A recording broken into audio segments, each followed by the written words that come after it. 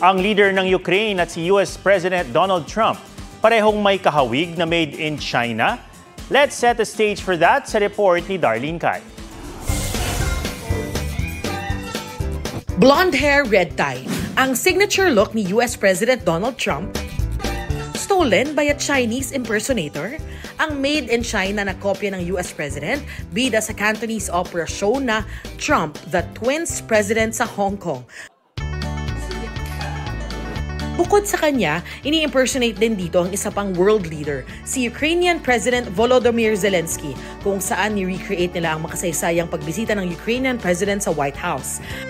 At pinuna ang informal nitong suot, bagay na plakado sa eksena ng show.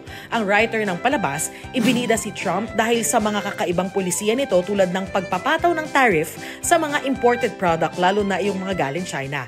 Layon daw ng show na maipakitang dapat maging magkaibigan ng US at China at mailapit sa mga kabataan ng tradisyonal na Cantonese opera.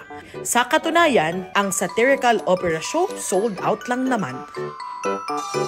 Darlene Kai, nagbabalita para sa GMA Integrated News. Huwag magpahuli sa mga balitang dapat niyong malaman. Mag-subscribe na sa GMA Integrated News sa YouTube.